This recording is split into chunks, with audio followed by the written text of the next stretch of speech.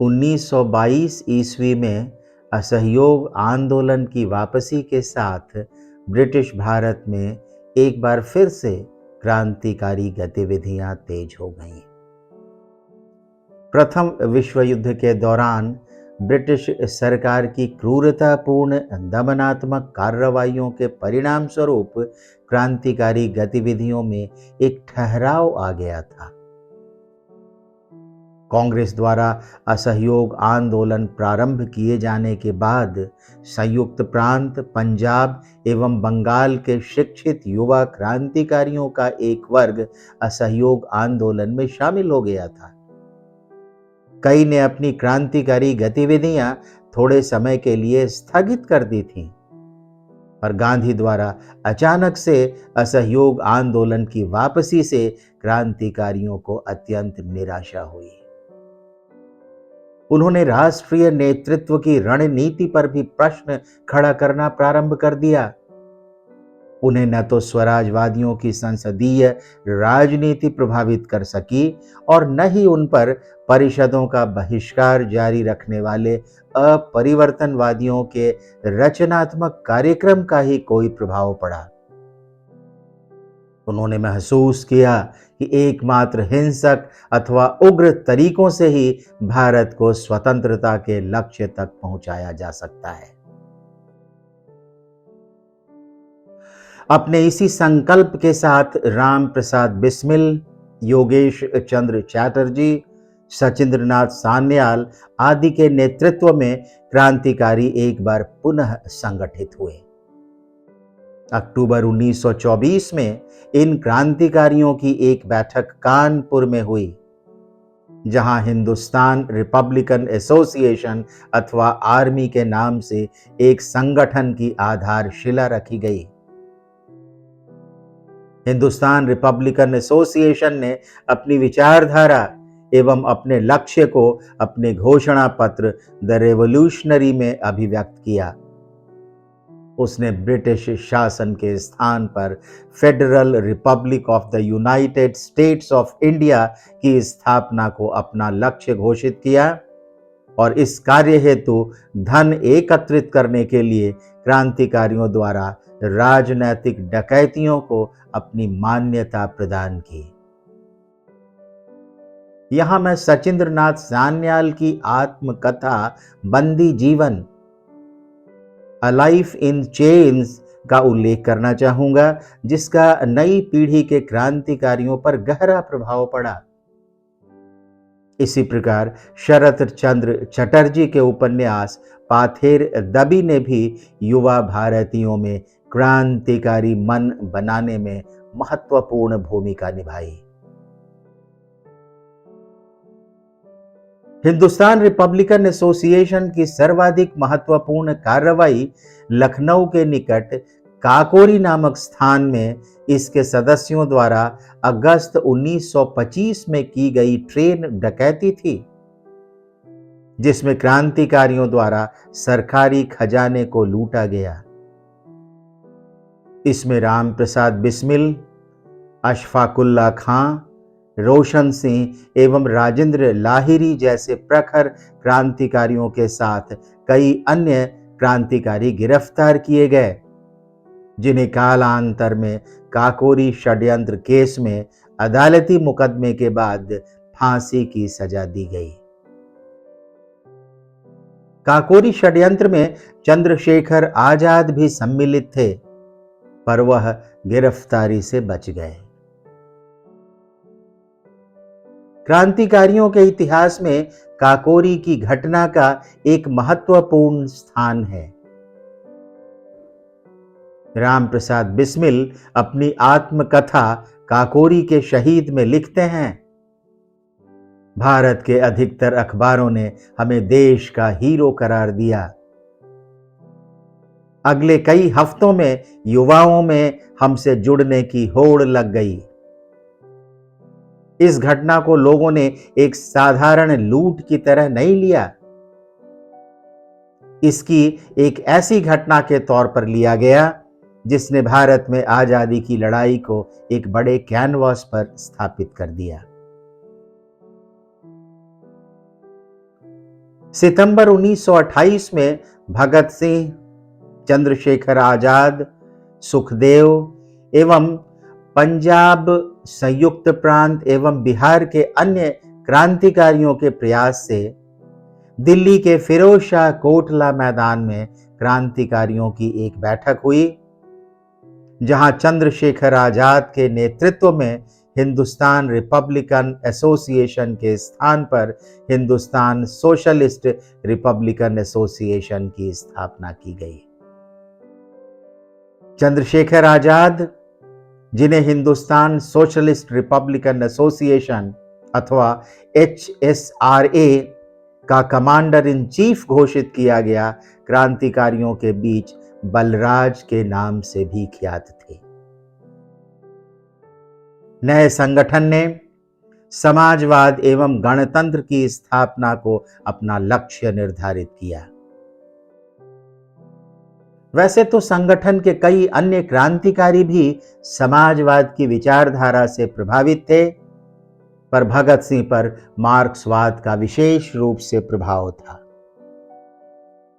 इसके साथ ही एक ओर जहां पहले की आतंकवादी गतिविधियों पर हिंदू धर्म का प्रभाव स्पष्ट रूप से परिलक्षित था, भगत सिंह की गतिविधियां निरीश्वरवाद में उनके दृढ़ विश्वास से अभिप्रेरित थीं। धीरे धीरे हिंदुस्तान सोशलिस्ट रिपब्लिकन एसोसिएशन एवं इसके नेतृत्व ने व्यक्तिगत वीरतापूर्ण अथवा हिंसक कार्यों का परित्याग कर दिया और मास पॉलिटिक्स के मार्ग को अपनाया।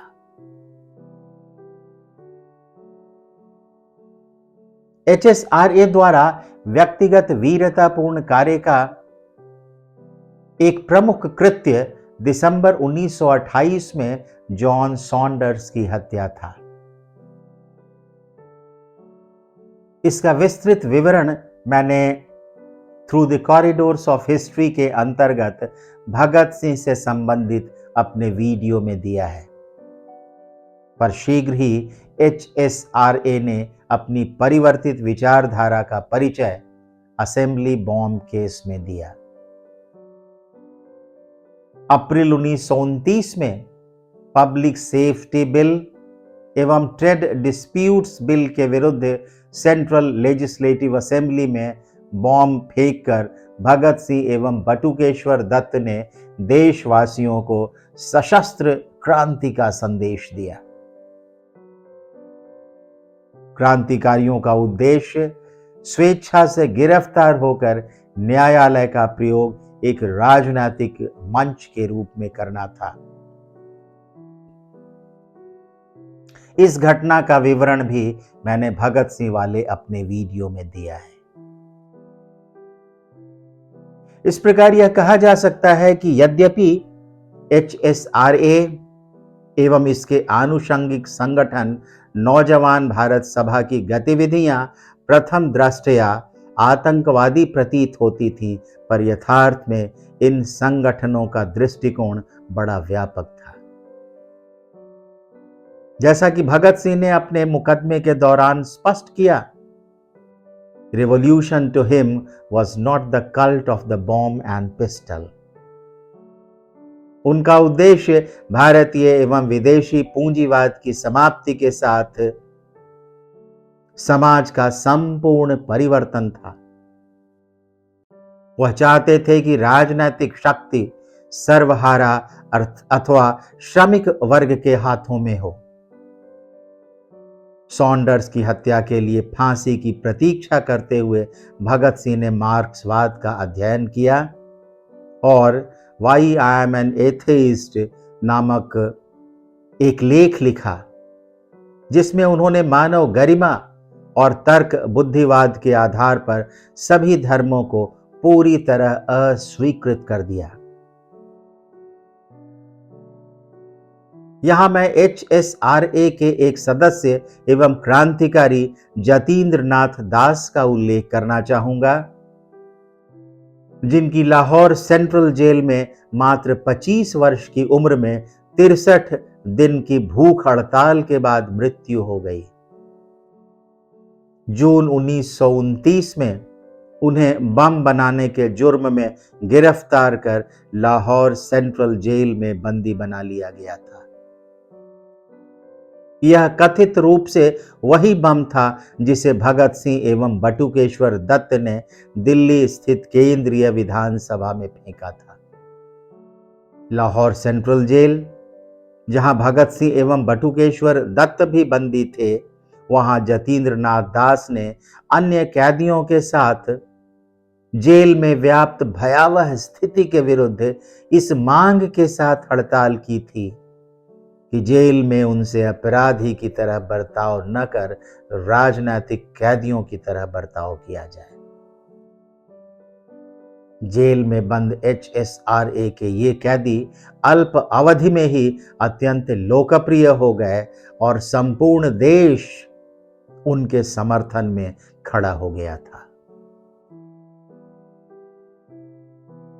HSRA के परिवर्तित उद्देश्यों की अभिव्यक्ति the philosophy of the bomb में भी हुई, जिसकी रचना 1930 के प्रारंभ में भगवती चरण वोहरा ने की। अपने इस लेख में उन्होंने क्रांति को सामाजिक, आर्थिक एवं राजनैतिक स्वतंत्रता के रूप में परिभाषित किया, जिसका उद्देश्य एक राजनैतिक एवं आर्थिक शोषण रहित एक नई सामाजिक व्यवस्था की स्थापना था। राष्ट्रीय आंदोलन में राष्ट्रवादियों के बीच हिंसा की भूमिका विषय पर छिड़ी बहस के बीच यह लेख एक तर्कपूर्ण हस्तक्षेप के रूप में सामने आया। वस्तुतः इसे HSRA की हिंसक गतिविधियों के विरुद्ध गांधी की आलोचना के प्रत्युत्तर में लिखित लेख के रूप में माना जाना चाहिए, जिसमें लेखक ने HSRA की नीतियों और उसके तरीकों को उचित ठहराया। भगवती चरण वोहरा ने 2 अन्य महत्वपूर्ण राजनीतिक दस्तावेज लिखे, एक नौजवान सभा का घोषणा पत्र, मैनिफेस्टो ऑफ नौजवान सभा, और दूसरा HSRA का घोषणा पत्र, मैनिफेस्टो ऑफ HSRA। उधर बंगाल में पूर्ववर्ती क्रांतिकारी संगठन अनुशीलन एवं युगांतर ने स्वयं को कांग्रेस के आंतरिक संघर्ष का हिस्सा बना लिया। 1926 में चित्तरंजन दास की मृत्यु के पश्चात बंगाल कांग्रेस 2 गुटों में विभक्त हो गया। युगांतर ने सुभाष चंद्र बोस का समर्थन किया, जबकि अनुशीलन ने जतीन्द्र मोहन सेन गुप्ता का पक्ष लिया। ऐसी परिस्थिति में नौजवानों के कई नए क्रांतिकारी समूह अस्तित्व में आए, जिन्होंने अनुशीलन अथवा युगांतर किसी का भी नेतृत्व स्वीकार नहीं किया। इन नए क्रांतिकारी समूहों में सर्वाधिक सक्रिय एवं शक्तिशाली चटगांव का क्रांतिकारी समूह था, जिसका नेतृत्व सूर्य सेन के हाथ में था। सूर्य सेन ने अनंत सिंह, गणेश घोष एवं लोकनाथ बाउल सहित क्रांतिकारी नवयुवकों का एक बड़ा जत्था तैयार कर लिया था, जिसने भारत में ब्रिटिश साम्राज्य की शक्ति को चुनौती देने के उद्देश्य से एक विद्रोह करने का निर्णय लिया। 18 अप्रैल 1930 का चटगांव शस्त्रागार छापा अथवा चटगांव विद्रोह इसी निर्णय का प्रतिफलन था। इस छापे में कुल 65 क्रांतिकारियों ने भाग लिया, जिन्होंने चटगांव स्थित स्थानीय शस्त्रागार को जब्त कर लिया और इंडियन रिपब्लिकन आर्मी के नाम से एक इंडिपेंडेंस प्रोक्लेमेशन जारी किया। स्वतंत्रता संघर्ष के इतिहास में ग्रुप एक्शन के रूप में चटगांव के क्रांतिकारियों का यह कदम मील का पत्थर साबित हुआ। क्रांतिकारी आंदोलन के इस नए चरण की एक विशेष बात यह रही कि इसमें नौजवान महिलाओं की बृहत पैमाने पर भागीदारी रही। उदाहरण के लिए हम प्रीतिलता वाडेदार और कल्पना दत्त का नाम ले सकते हैं, जिन्होंने चटगांव विद्रोह में भाग लिया। सुभाष चंद्र बोस से प्रेरित होकर दिसंबर 1931 में कोमिला की शांति घोष एवं सुनीति चौधरी ने वहां के जिलाधिकारी स्टीवेंस की गोली मारकर हत्या कर दी। फरवरी 1932 में वीणा दास ने कलकत्ता विश्वविद्यालय में आयोजित एक दीक्षांत समारोह के दौरान अपनी डिग्री प्राप्त करते हुए गवर्नर स्टैनली की हत्या का प्रयास किया। चटगांव की घटना के बाद बंगाल में क्रांतिकारी गतिविधियों की एक लंबी श्रृंखला प्रारंभ हो गई। अकेले वर्ष 1930 में क्रांतिकारी गतिविधियों की कम से कम 56 घटनाएं दर्ज की गईं। इनमें विनय बोस, बादल गुप्त एवं दिनेश गुप्त नामक 3 क्रांतिकारियों द्वारा कलकत्ता स्थित राइटर्स बिल्डिंग पर हमला कर inspector general of prisons colonel NS Simpson की हत्या महत्वपूर्ण थी। इस अवधि में एचएसआरए ने भी पंजाब में काफी सक्रियता दिखाई, जहां 1930 में 26 क्रांतिकारी घटनाएं दर्ज की गईं। पर एक बार फिर ब्रिटिश सरकार की क्रूरतापूर्ण दमनात्मक कार्रवाइयों ने क्रांतिकारी गतिविधियों पर अपना लगाम कस दिया। फरवरी 1931 में इलाहाबाद स्थित अल्फ्रेड पार्क में नॉट बोवर के नेतृत्व में ब्रिटिश पुलिस के साथ एक मुठभेड़ के दौरान चंद्रशेखर आजाद ने स्वयं को गोली मार ली। इसके साथ ही उत्तर भारत में क्रांतिकारी आंदोलन समाप्त प्राय हो गया। जनवरी 1934 में सूर्यसेन की फांसी के बाद बंगाल में भी क्रांतिकारी गतिविधियां समाप्त हो गईं। बड़ी संख्या में क्रांतिकारियों ने मार्क्सवाद एवं समाजवाद की विचारधारा को स्वीकार कर लिया। उन्होंने communist party, revolutionary socialist party एवं अन्य वामपंथी दलों की सदस्यता ग्रहण कर ली। कई अन्य ने कांग्रेस की गांधीवादी विचारधारा को अंगीकृत कर लिया। Thank you very much.